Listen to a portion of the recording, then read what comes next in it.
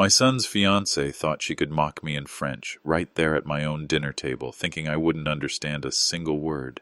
She looked me straight in the eye, smiled politely, and then called me something foul in her native tongue, assuming her little secret was safe behind her accent. I didn't flinch. I just smiled back, poured her another glass of wine, and acted like the harmless old man she clearly believed me to be. But deep down, I knew right then and there, this woman was going to regret underestimating me. Before I begin, please subscribe to the channel and tell me in the comments where in the world you are listening from. Let me take you back to the night it all started. A chilly October evening in Denver, when my son finally brought home the mysterious woman he had been raving about for months. He's 35 years old now, successful in his work, but unlucky when it comes to women. He called her the one, and for the first time in years, I saw that gleam of hope in his eyes. Her name was Camille, or at least that's the name she gave us. Petite, elegant, polished in a way that only European women seem to be. She walked into my house with perfect posture, a dazzling smile, and an accent that was just thick enough to be charming, not hard to understand. "Mr. Harris," she said warmly, clasping both of my hands between hers. "Daniel has told me so much about you. I feel like I already know the father who raised such a wonderful man." My son, Daniel, beamed like a schoolboy, proud to show her off.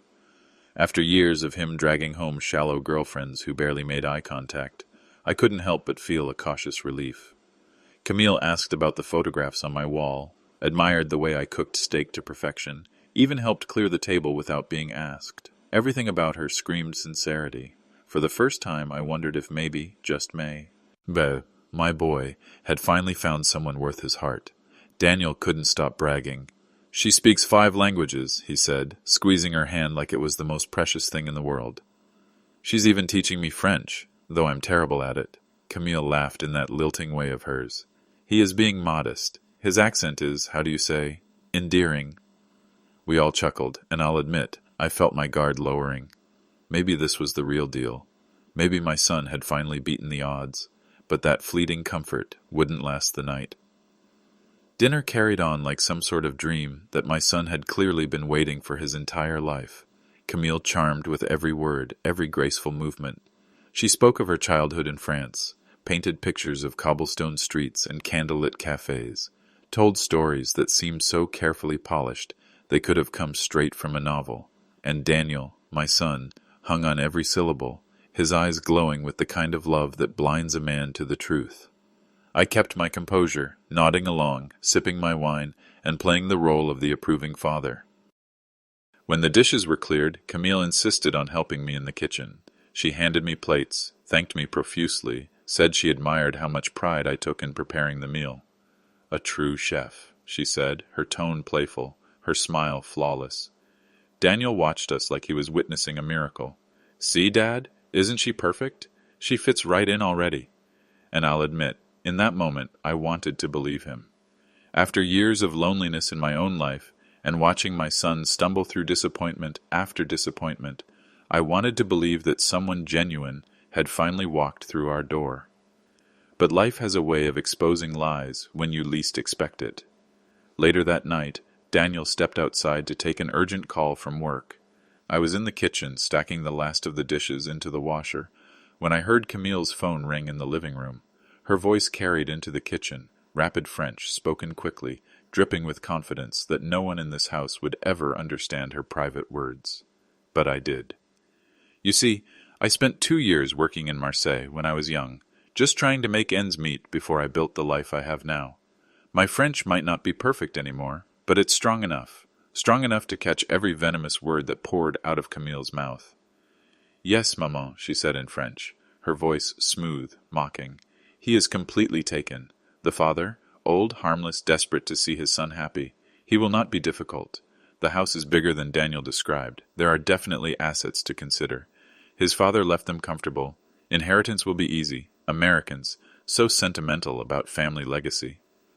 I froze, a plate dangling from my hand. Her laugh was like glass breaking. "It will not take long. 2 years, maybe less. Green card secured, divorce simple. Then I return to Paris with money enough to live as I please." I felt my blood turn to ice. Every word she spoke wasn't just a betrayal of my son's love. It was a calculated plan to rob us blind. I didn't drop the plate until my hands began to shake. It shattered against the floor, but I forced myself to steady my face. When Camille appeared in the doorway, eyes wide with feigned concern, she saw only a clumsy father. What she didn't see was that I had heard everything. I crouched down to pick up the broken pieces, my hands shaking more from anger than from age. Camille hurried forward, kneeling beside me, her delicate hands brushing against mine as she gathered shards of porcelain. "Please, let me do this," she said sweetly, her accent wrapping around every word like a bow. "You should not be cleaning after cooking such a wonderful dinner." Her eyes were full of false tenderness, and if I hadn't just heard her true nature dripping from her lips in flawless French, I might have believed her. But I knew better. I knew the venom she carried behind that smile. She wasn't helping me because she cared. She was performing, playing her role as the perfect fiancée, carefully weaving her web around my unsuspecting son. I forced a chuckle. "Old hands aren't what they used to be," I muttered, pretending to be embarrassed. Inside, my mind was racing. She thought she had me fooled, thought I was some gullible old man. What she didn't know was that I had spent 2 long years of my youth in Marseille, working construction and learning the language well enough to survive. My French might not be polished, but it was sharp enough to cut through her lies. And her lies cut deep.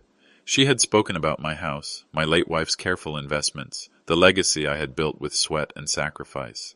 She saw my son not as a man worthy of love, but as a naive stepping stone.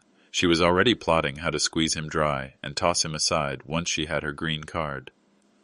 When Daniel returned from his call, smiling as though life couldn't be more perfect, he saw Camille and me cleaning up together. His face lit up like it was Christmas morning.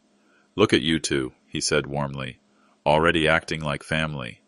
Camille rose gracefully, tossing the broken pieces away, and kissed him on the cheek. "Your father is wonderful," she said, her voice honeyed. "So welcoming. I feel very lucky." Lucky? That word echoed in my head like an insult. She wasn't lucky. She was calculating. Every gesture, every carefully placed compliment, every story from her so-called past, all of it was designed to seduce not just Daniel, but me as well. She needed both of us blind if her plan was going to succeed. I kept my face neutral, even smiled back at her. But inside, something cold and relentless had awakened. She thought she had chosen an easy family to deceive.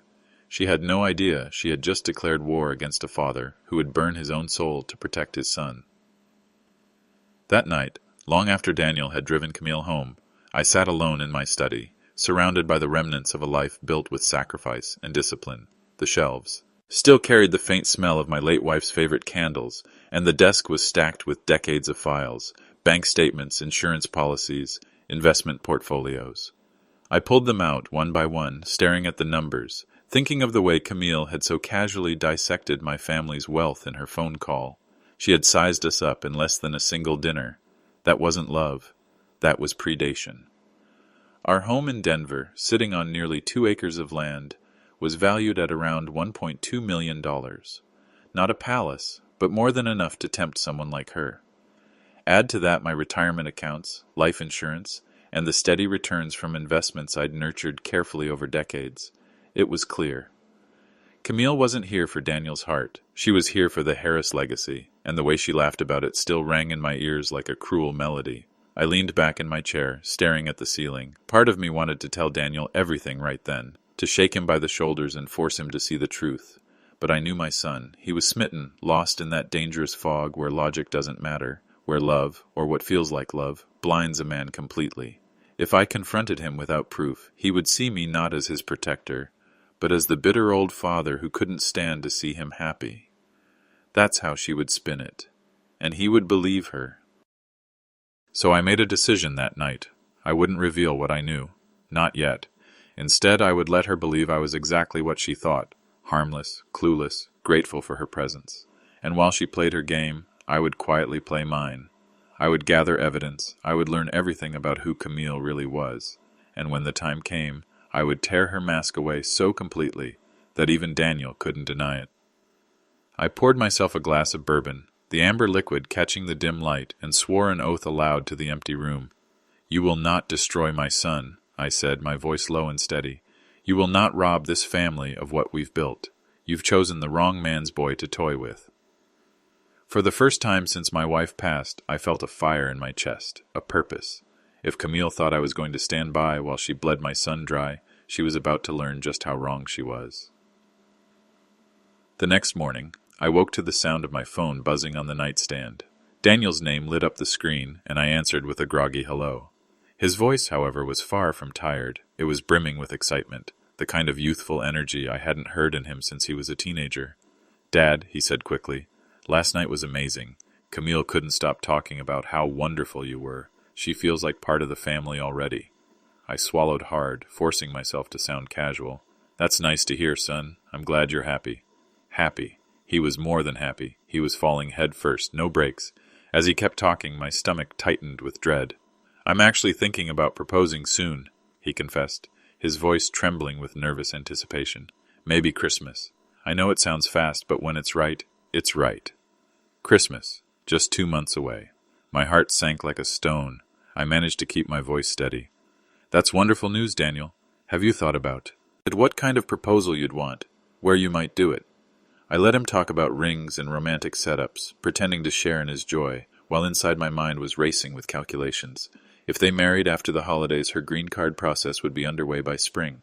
2 years later, permanent residency, then full citizenship, and then the divorce, timed perfectly to take half of everything. I bit down on the anger rising in my throat, forcing myself to listen as he spoke about her family. "I haven't met them in person yet," he admitted, "but we video chat sometimes. They live in Lyon. Her dad's a retired teacher. Her mom works in local government. Traditional, very proper. They want to meet me before we get engaged." Traditional family. If they existed at all, I thought bitterly, they would either be horrified by their daughter's schemes, or perhaps they were part of it, guiding her hand in this performance. The image of Camille's mocking laugh the night before filled my mind, and I gripped the phone tighter. "That sounds reasonable," I told him carefully. "Maybe you should meet them before making things official. Really get to know where she comes from." Daniel hesitated. "Well, actually, they're planning to visit next month. Camille says it's important for them to meet you too. She values your approval." Of course she did. Winning over the father was the final step in her performance. She needed me blind, complicit, even supportive, so she could rush him to the altar before anyone had time to question her story. After I hung up, I sat there for a long while, staring at the quiet house around me. My son was planning to hand his heart, and his future, over to a woman who had already mapped out his destruction, and unless I moved quickly, Christmas wouldn't just be a holiday, it would be the beginning of his undoing. That afternoon, I called someone I hadn't spoken to in a long time, my niece, Rachel. She worked for the State Department, specifically in immigration services, sharp as a blade, no nonsense, and far too clever for her own good. If anyone could help me understand what kind of trap Camille was setting, it was her. We met at a small cafe downtown, the kind of quiet place where people talk in low voices and pretend not to listen to anyone else's business. Rachel looked at me across the table, her eyes narrowing as I laid out what I had overheard in Camille's phone call. I didn't hold back. The mocking tone, the inheritance talk, the calculated plan for a quick marriage and a quicker divorce. When I finished, she set down her coffee cup slowly and folded her arms. "Uncle James," she said carefully, "what you're describing, it sounds exactly like textbook marriage fraud." I frowned. "Textbook?" She nodded, pulling her phone from her bag and scrolling quickly before turning the screen toward me. "We have checklists, patterns we look for, age gaps, rushed timelines, lack of verifiable history, financial motivation, manipulation of family. These schemes are more common than you'd think, and the people who run them? You're professionals." I studied the list on her phone, my stomach twisting tighter with every box that Camille ticked. Rushed engagement, check. Thin social media history, check. Convenient backstory designed to trigger Daniel's protective instincts, check. It was all there, like she had studied a manual on how to deceive an American man. Rachel leaned closer, lowering her voice. "The problem is, knowing and proving are two very different things. Unless you have hard evidence, Daniel won't believe you. And even if you did, he might still choose her. These people know exactly which strings to pull." Her words hit me harder than I expected. She was right. I could storm into Daniel's life with accusations, but Camille would twist it, paint me as the bitter father who couldn't let go of his son. Daniel would side with her, not me, and that would only tighten her hold. "So what would you do?" I asked finally. Rachel sighed. "I'd gather evidence, quietly, Document everything, and be ready, because if she's what you think she is, you might not be her first victim, and you won't be her last. I nodded slowly, the weight of her words pressing into me. Evidence, proof, a strategy. If Camille wanted to play the long game, then so would I, and I promised myself, right there in that quiet cafe, that when her mask finally came off, it would be me ripping it away. 2 weeks later, I sat across the kitchen table from a man named Richard Hale, a private investigator recommended by Rachel. He didn't look like the kind of person you'd imagine for this kind of work. No trench coat, no cigarette dangling from his lips. He looked ordinary, almost forgettable, like an accountant you might pass in a bank lobby, and that, as he explained to me, was the point. The best investigations happen when nobody realizes they're being investigated, he said, adjusting his glasses, especially in cases like this, where the subject is already rehearsed and hyper-aware of suspicion. He opened a manila folder between us, and with it, he opened the door to a darker truth than even I had expected. Let's start with what we know for certain, Richard said. Camille Dubois entered the United States on a tourist visa about 8 months ago. The address she gave on her arrival documents was a short-term rental apartment in Chicago. She vacated it after 6 weeks. That's about the time she started seeing your son. I clenched my jaw. So she came here specifically looking for someone. Richard nodded. That's what the pattern suggests. This wasn't organic. It wasn't chance. She was hunting. He pulled out photographs, grainy but clear enough. Camille, sitting in a Paris cafe with a laptop. Camille browsing at an airport terminal. Camille at her rental, always alone. Before she left France, Richard continued, she was active on international dating forums.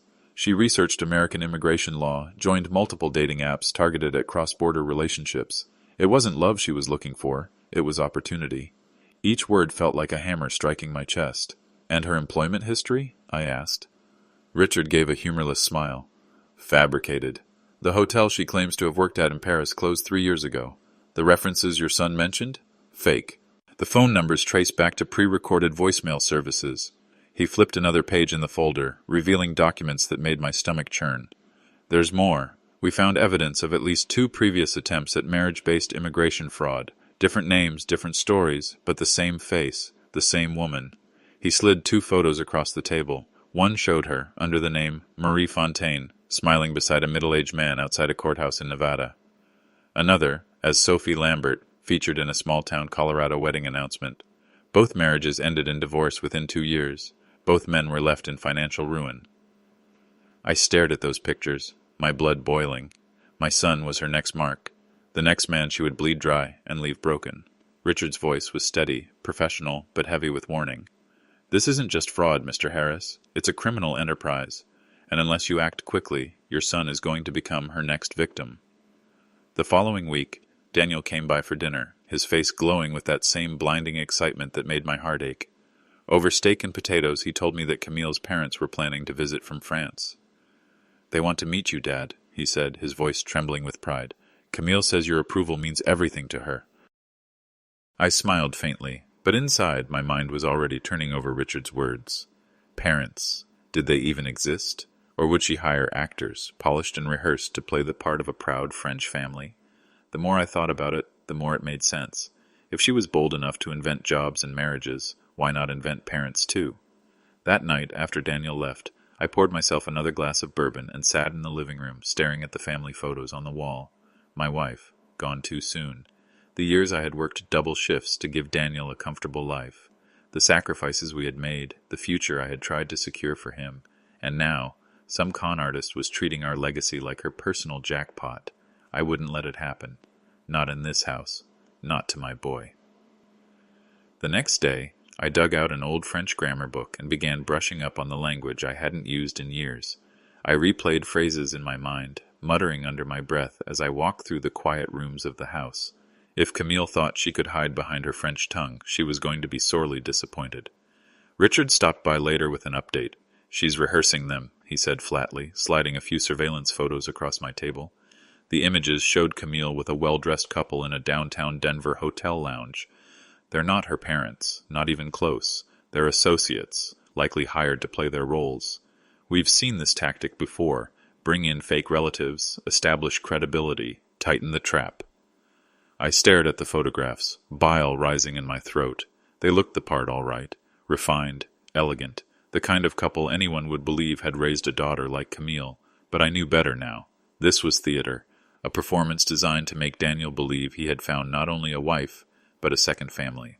"They'll be at your house within the month," Richard warned, and when they arrive, you need to be ready. Listen carefully. Watch everything. The smallest slip could give us what we need."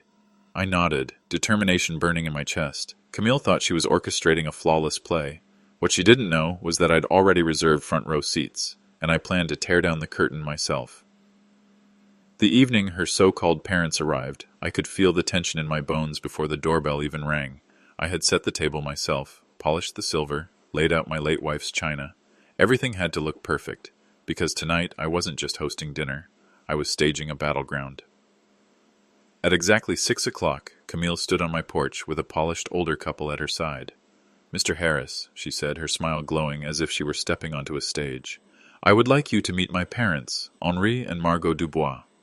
Henri extended his hand with the kind of old-world charm you'd expect from a retired teacher.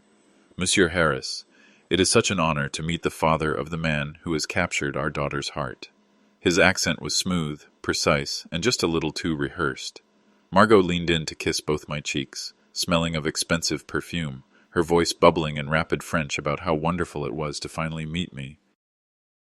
I offered them my warmest smile and switched, deliberately, into my rusty French. "Bienvenue dans ma maison," I said. "Forgive my pronunciation, it has been many years since I lived in your country." For the first time that evening, I saw it, the flicker of panic in Camille's eyes, the brief glance exchanged between her so-called parents. They hadn't expected me to understand a word of French, let alone speak it. Daniel arrived moments later, carrying wine and flowers, his joy radiating through the room like sunlight. "Aren't they wonderful, Dad? I feel like I've gained a whole new family." As the evening wore on, I played my part perfectly. The gracious host, charmed future father-in-law. I asked gentle questions about Henri's teaching career and Margot's government work. Their answers were polished but vague, slipping into contradictions if you listened closely. When they spoke to each other in French, believing I couldn't follow, their accents betrayed them. Not Marseille, as Camille had claimed, but Parisian, too refined, too exact. But the moment that sealed everything came during dessert. While Daniel was in the kitchen fetching coffee, Camille leaned close to her parents and whispered quickly in French, "Be careful, he is harmless, but not stupid. Stay consistent. We are almost there." Henri replied in the same tongue, his tone low and firm. "The son is hooked. Engagement next week, Christmas Eve, wedding at New Year's. Timing is perfect, emotional, impossible for anyone to object." I nearly dropped my fork, but I kept my expression calm, nodding along as if I were simply enjoying the apple pie. Inside, my blood boiled. They thought they were whispering in safety. They thought I was deaf to their scheme. But I had heard everything, every last syllable of their plan. When the evening ended, and I shook Henri's hand at the door, I met his eyes and held them just a moment too long. He smiled. I smiled back. But between us, in that silent exchange, we both knew this game wasn't going to end the way he thought. The night after that dinner, I couldn't sleep. I sat out on the back porch, staring into the cold Denver sky, replaying every word I'd overheard. Camille's whisper to her fake parents. Henri's confident talk of a Christmas Eve engagement and a New Year's wedding. It wasn't just a scheme anymore. It was a countdown. They had mapped out my son's future like a business plan, and I had less than a month to stop it. When Richard Hale came by the next morning, I laid it all out for him, every overheard phrase, every suspicious slip. He listened silently, nodding, then leaned forward, resting his elbows on my table. "It's textbook," he said flatly. "Fast engagement, holiday timing, emotional leverage. They're working from a playbook. If you don't cut them off now, your son will be married by New Year's, and by then, legally speaking, she'll have her claws in." I rubbed my temples. "So what do we do?" Richard opened his folder again, sliding documents across the table. Photographs, financial records, immigration documents with multiple names attached to the same face. "We've got enough evidence to make a case," he said, "but evidence alone won't protect your son. She's a professional manipulator. He won't believe us until he sees it with his own eyes. We need something undeniable, something that forces the truth into the open where even she can't wriggle out of it." He paused, his eyes narrowing. "Christmas Eve. That's our window. We let her think she's in control. We let her walk right up to the moment she believes she's won, and then we pull the rug out from under her. The word sent a shiver through me. Risky, brutal, but it made sense. Catch her at her most confident, her guard down, her lies polished for the proposal. Expose her then, in front of my son, before he could make the mistake of putting that ring on her finger. Richard leaned back. I'll make some calls. I know someone with Immigration and Customs Enforcement who's been looking into marriage fraud rings. If she's tied to bigger operations, they'll want her. And believe me, she's tied to bigger operations. We'll time it so they walk in at dinner when she's most vulnerable. I sat there, the bourbon from the night before still lingering in my veins, and I realized just how far I was willing to go. Camille thought she was playing a game of love, but what she didn't know was that she had stepped into a war, and I was ready to fight it on my own battlefield. Christmas Eve arrived with a weight in the air so heavy I could almost feel it pressing on my chest. I moved around the house like an actor setting the stage, every detail chosen with care, the table polished, the best china set out, the smell of roasted lamb filling every corner. To anyone else, it was a holiday dinner. But to me, it was a battlefield, dressed in tinsel and candlelight. At 5:45, the doorbell rang.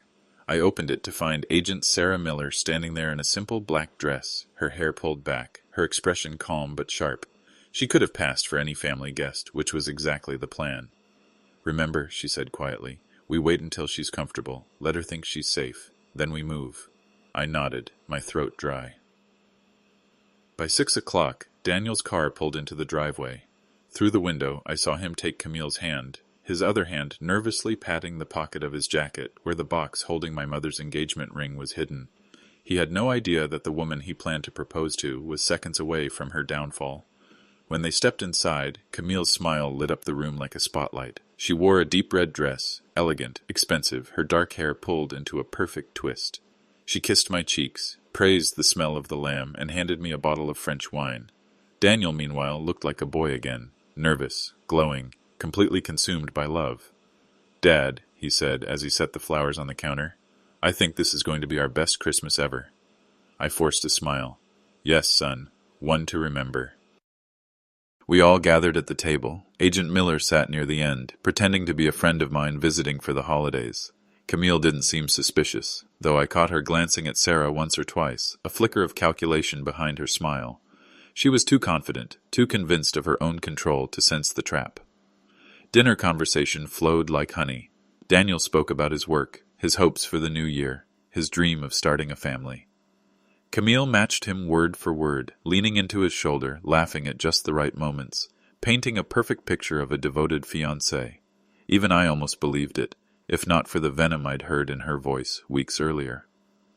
I watched my son carefully, watched the way his eyes softened when she touched his hand. He was ready. He was moments away from standing up, pulling that ring from his pocket, and handing his future to a woman who would have destroyed him without hesitation. And that's when I felt it. The tension before the storm, the moment right before everything shatters. We had just finished the main course when Daniel cleared his throat and started to rise from his chair, his hand brushing the pocket where the ring box bulged against his jacket. My chest tightened, but before he could take the first step into his mistake, Sarah's calm voice cut across the room. "Before dessert," she said smoothly, setting down her wineglass, "I think introductions are in order." She pulled a small leather wallet from her purse and flipped it open, her tone shifting from casual to official in an instant. "Special Agent Sarah Miller, Immigration and Customs Enforcement." Her eyes locked onto Camille. "Miss Dubois, we need to speak about some discrepancies in your visa documentation." The transformation in Camille was immediate and chilling. The charming smile vanished. Her posture stiffened, her eyes sharpened. For the first time since I had met her, she looked exactly like what she was, a predator caught mid-hunt. Daniel froze, confusion spreading across his face. "Wait, what? What's going on?" Camille didn't blink. She looked at Sarah, then at me, then back at Daniel, and then she laughed.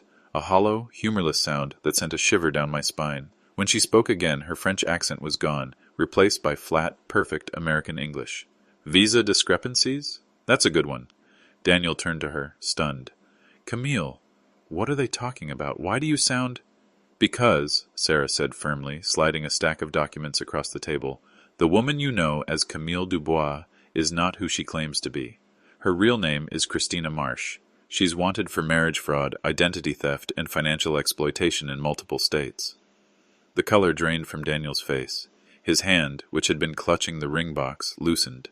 The box slipped from his fingers and landed on the hardwood floor with a dull thud.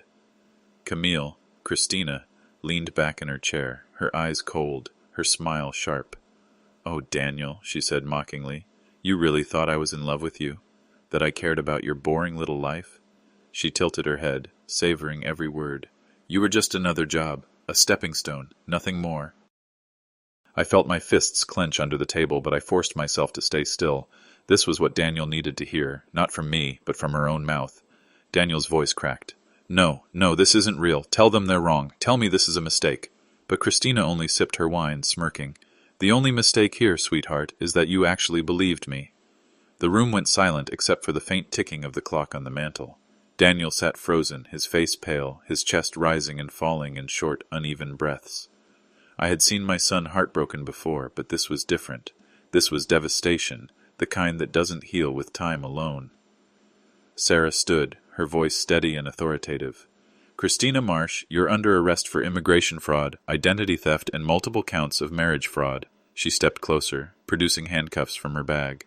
But Christina wasn't finished. She leaned back, her smirk widening, her voice sharp enough to cut through Daniel like a blade. "Do you see what your father did, Daniel? He's the reason this is happening. He's been digging into me for weeks. He didn't trust you enough to tell you the truth, so instead he staged this pathetic little ambush." She laughed, cold and triumphant. "And now look at you, humiliated, heartbroken, betrayed not just by me, but by him too." Daniel's head snapped toward me, his eyes blazing with fury. "Is that true?" His voice cracked. "You knew? You knew she wasn't who she said she was, and you didn't tell me?" My throat tightened. "Son, please listen to me. I couldn't just accuse her without proof. You wouldn't have believed me." "You don't know that," he shouted, his fists trembling on the table. "You should have trusted me, Dad. Instead, you let me sit here planning a proposal, planning a life with her, while you pulled the strings behind my back." His voice broke, raw and wounded. "You made me a fool in my own house." The words cut deeper than anything Christina could have said. I wanted to reach across the table, to tell him everything I had done was to protect him, to shield him from ruin. But the look in his eyes told me none of that mattered. All he saw was betrayal. Sarah moved quickly, snapping the cuffs around Christina's wrists. But even as she stood, shackled, Christina twisted the knife deeper. "He's right, you know. You've destroyed him far worse than I ever could. He'll never trust again. Not women, not love, not even you. Congratulations, old man. You've saved his money, but you've shattered his heart." Daniel looked away, his shoulders sagging, his eyes wet with a grief I couldn't fix. He whispered, more to himself than to me, "I don't even know who to hate more, you or her." And in that moment, I realized the cruelest part of this whole twisted scheme. I had won the battle against Christina, but in doing so, I had lost my son's trust, and that loss felt heavier than any victory I could claim. Sarah pulled Christina toward the door, her wrists bound in steel, but the woman wasn't finished. She twisted her head back, her voice sharp with malice. "Wait," she said, smirking at me. "Don't you want to know about the real Camille Dubois?" Sarah stopped, her grip firm on the cuffs. "What do you mean, the real Camille?" Christina's smile widened, vicious and mocking.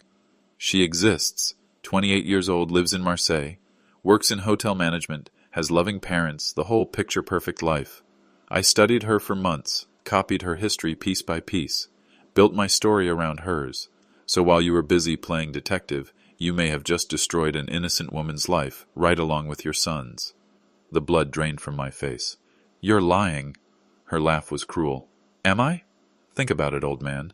Somewhere in France there's a real woman getting visits from immigration officials, maybe even flagged as a fraud because of your investigation. You've ruined her reputation without her even knowing why. You think you won tonight? You've only created more damage." Sarah tugged her forward, but Christina's words lingered in the room like poison. The front door shut behind them, leaving only silence, and my son, sitting motionless at the table, staring at the shattered pieces of his life. Finally, Daniel spoke, his voice hollow. "Is it true? Did you ruin someone else's life too?" I swallowed hard. "I don't know, son. I honestly don't. But if there really is a woman out there whose name she stole, then I'll find her, and I'll make it right." Daniel lifted his head, his eyes full of something I had never seen before, disappointment so deep it felt like grief. 3 weeks, he whispered. You knew for 3 weeks what she was, and you didn't tell me. I couldn't, I said, my voice breaking. You were in too deep. You would have defended her no matter what I said. Maybe, he said bitterly, but at least I would have known the truth. At least I wouldn't have been blindsided, made to look like a fool in my own father's house. He stood slowly, slipping the ring box into his pocket. I can't stay here. Not tonight. Not with you. Daniel, wait. I love you, Dad, he said quietly, opening the door. But right now, I can't even look at you. And just like that, he was gone. The door closed, and I was left alone in the flickering candlelight of Christmas Eve, surrounded by untouched dessert and the echo of a truth I hadn't wanted to face. I had defeated a predator, but in the process, I had broken my son's trust. The days that followed were some of the loneliest of my life. Christmas came and went with the house silent. No laughter, no clinking of glasses, no son at my side. Daniel didn't call. He didn't text. I'd saved him from ruin, but in his eyes, I was the one who betrayed him. And maybe he wasn't wrong. I had chosen secrecy over honesty, and that choice had driven a wedge between us deeper than I'd ever imagined. But Christina's words haunted me more than his silence. The real Camille. Was it true? Had I stumbled into another innocent life, dragging a stranger's name through the mud without even realizing it? The thought gnawed at me until I couldn't stand it anymore. So I called Richard Hale. I need you to find her, I said. My voice was flat, all resolve, no hesitation. If there's a real Camille in Marseille, I want to know everything. Where she lives, who she is, what Christina did to her. If we've ruined her life by accident, I need to make it right. Richard agreed, though he warned me it would take time. Weeks passed. I buried myself in routine, fixing things around the house that didn't need fixing, walking the same trails I'd walked with Daniel when he was a boy, drinking more bourbon than I should have. Each night, I replayed the scene at the dinner table, the sound of the ring box hitting the floor, the look in my son's eyes when he realized I'd kept the truth from him. Then, one morning in February, Richard called. We found her. She's real. Camille Dubois, 28, works in hotel management, lives with her parents in Marseille. And James, she's already felt the damage. French authorities questioned her after inconsistencies popped up on immigration records. Her bank accounts were temporarily frozen. Word spread in her community. She's been living under suspicion for something she didn't even do. I closed my eyes, guilt washing over me like a tide. An innocent woman, caught in the crossfire of a criminal's scheme and my desperate attempt to protect my son. I want her here, I said firmly. Bring her to Denver. I'll explain everything face to face.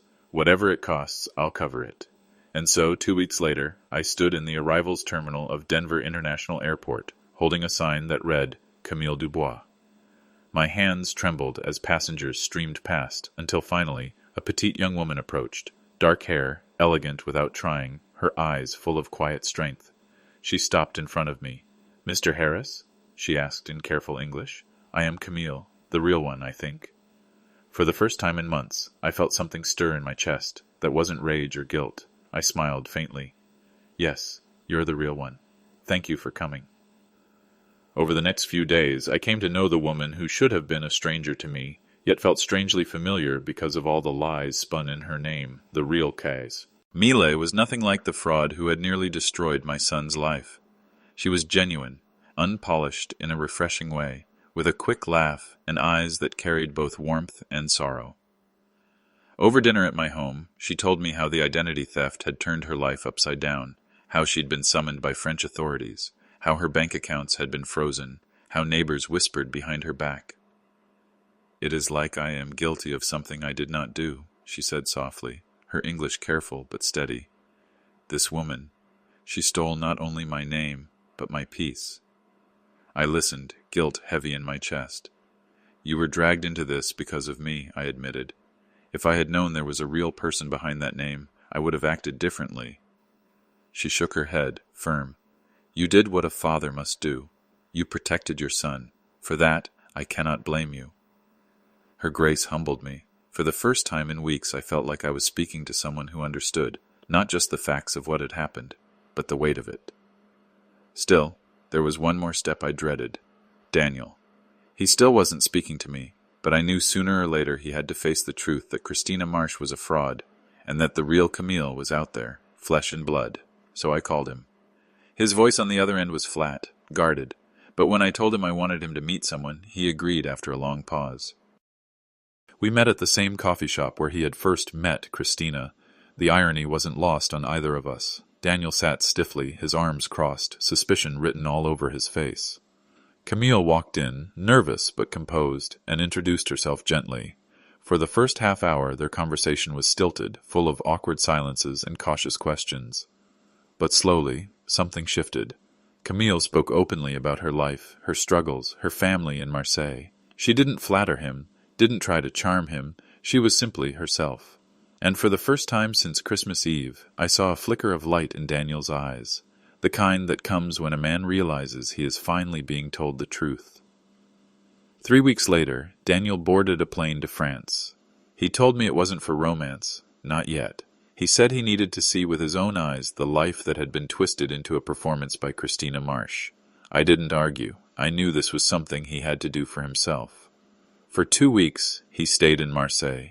He walked the streets Camille had described, ate at the cafes she had genuinely loved, met her parents, the real Henri and Margot, who welcomed him with a cautious warmth that grew into genuine affection once they understood what had happened. He toured the hotel where Camille actually worked, met her colleagues, saw the truth of her life laid bare. When he returned, there was a new steadiness in him, a quiet strength that hadn't been there before. We sat at my kitchen table the night he came home, the same spot where I had first heard Camille's lies spill out like poison. But this time Daniel's words weren't born of blind infatuation. They came from clarity. "She's nothing like her," he said simply, his voice low, certain. Everything about Christina felt rehearsed, too perfect, like she was reading lines from a script designed just for me. But Camille, she's real. She is honest about her struggles, her family, even her heartbreaks. She doesn't try to be what I want. She just is. I studied my son, seeing the man I had hoped he would become. Not naive, not gullible, but wiser, stronger for having walked through fire. "So what does that mean?" I asked. Daniel leaned back in his chair, thoughtful. "It means I'm not rushing into anything. I need time. Camille and I agreed to stay in touch, maybe visit again. We'll see what grows naturally." For the first time in months, I felt a sense of relief. Not because he had found someone new, but because he was finally thinking clearly, free from the illusions that had nearly destroyed him. He looked at me across the table, his eyes softer than they had been since that disastrous Christmas Eve. "But Dad," he added quietly, "if this goes anywhere, if Camille and I build something real, I need you to promise me one thing. No secrets, no investigations behind my back. If you see something I don't, you tell me. We face it together." I nodded slowly, feeling the weight of his words. "You have my word, son. No more secrets. Ever again." And for the first time since all of this began, I felt hope. Fragile but real, that maybe our bond could heal, and that out of the wreckage of betrayal, something genuine might finally take root. The months that followed were quiet, almost painfully so, but for the first time in a long while, quiet didn't mean hopeless. Daniel kept in touch with the real Camille, and I watched from the sidelines as their conversations turned from polite updates to something more natural, more alive. They weren't rushing. There were no grand declarations, no whirlwind promises, just steady letters, video calls, and the occasional visit. And for Daniel, that slow pace was exactly what he needed. I could see the change in him each time he came back from talking with her. The bitterness that had once clouded his eyes began to lift. The weight of humiliation he'd carried since Christmas Eve seemed a little lighter. He laughed more. He worked with a clearer head. He even started coming around to the house again, sometimes just for coffee, sometimes to sit with me in silence the way we used to when his mother was alive. I won't lie, there were scars. He didn't trust easily anymore. When friends introduced him to someone new, I saw the hesitation, the shadow of doubt flicker across his face, and I knew that shadow was partly my doing. I had protected him, yes, but at the cost of his trust. That was something I would carry to my grave. Still, there was progress.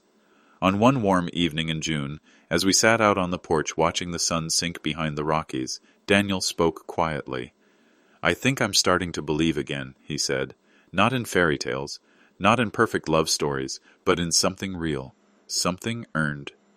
I turned to look at him, the glow of sunset softening his features, and for the first time since his world had crumbled, I saw not the broken man at my table, but my son, strong, wiser, scarred, but not defeated. Camille visited us again that summer. She brought with her an honesty that was disarming, a humility that made her nothing like the counterfeit who had stolen her name. She didn't try to impress me. She didn't need to. She simply sat at our table, shared stories of her family, and listened, truly listened. And I found myself grateful that fate, in its twisted way, had brought her into our lives. Looking back, I realized something important. Betrayal leaves scars, yes. But sometimes those scars are the very proof that healing is possible. Sometimes the wreckage left behind is what clears the ground for something stronger to grow. Almost a year later, an envelope arrived in the mail. Inside was an invitation written in elegant French script, the kind that looked like it belonged in a museum. My son's name, Daniel Harris, stood beside hers. Camille Dubois. They were getting married in Provence, surrounded by olive groves and vineyards, in the heart of the countryside where her family had lived for generations. I held that invitation in my hands for a long time, my throat tightening. After everything, the lies, the heartbreak, the humiliation, here it was, not the twisted fantasy Christina Marsh had tried to sell us, but something real, something honest. The day of the wedding, I flew to France and found myself standing in a sunlit chapel, the air thick with the scent of lavender drifting through open windows. Camille walked down the aisle in a simple dress, no glittering jewels, no pretentious display, just her, radiant in her own quiet way. And Daniel. He looked at her as though he were finally seeing the future he had once been too blind to imagine. I thought of my late wife as I sat there, tears burning behind my eyes. She would have been proud of Daniel for surviving betrayal and finding strength, proud of me for protecting him, even if I had made mistakes along the way, proud that our family name, our legacy, hadn't been stolen after all. After the ceremony, as guests spilled out into the courtyard, Daniel came to me. He didn't speak right away, just pulled me into a hug that said more than words ever could. "Thank you," he whispered finally, "for not giving up on me, even when I hated you for it." I held him tight, my voice rough. "I'll always fight for you, son, even if it means you hating me. That's what fathers do." Later, as music played and laughter carried through the warm French evening, I watched my son dance with his bride. For the first time since this nightmare had begun, P.C. settled over me. The con artist who had nearly destroyed us was gone, locked away where she belonged, and in her place, by some strange twist of fate, stood the real Camille, a woman who loved my son not for what he had, but for who he was. And I realized then that out of the ashes of betrayal, something stronger had been built, something worth every scar we carried.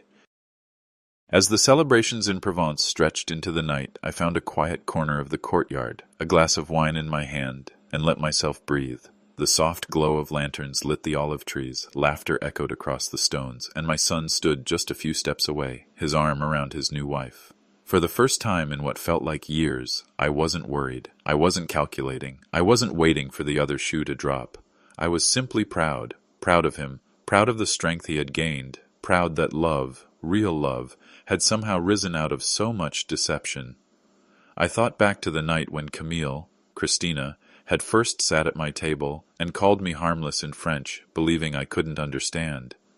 I remembered her laugh, the way she mocked my family, the way she thought she had us all wrapped around her little finger. She had believed that night was her victory, but here I was, watching her lies unravel into dust, replaced by something honest. She had underestimated a father's love, and that had been her fatal mistake. Daniel would carry scars, of course. Betrayal like that doesn't vanish. It lingers, reshaping the way you see the world. But scars aren't just wounds. They're proof of survival. And I knew my son had survived something that could have destroyed him. He hadn't just survived it. He had grown stronger. As for me, I carried my own scars. The look in his eyes that night on Christmas Eve would never leave me. The disappointment, the hurt. I had saved him, yes, but I had also broken his trust. Rebuilding it hadn't been easy. It had taken patience, honesty, and more humility than I thought I had left. But tonight, as he looked at me across the courtyard with gratitude instead of anger, I knew we had made it through. Sometimes life hands you betrayals so deep they threaten to hollow you out. But sometimes those betrayals clear the path for truth, for alliance, for something better. My son had found love again, not a fantasy, not a con, but a woman who stood beside him with nothing to hide. And me? I had found peace in knowing that no matter the cost, I had kept my promise as a father. I had protected my son. Thank you for staying with me through this story. If you've ever fought to protect someone you love, or lived through betrayal that reshaped you, I'd like to hear it. Share your thoughts in the comments, and tell me, if you had been in my place, what would you have done?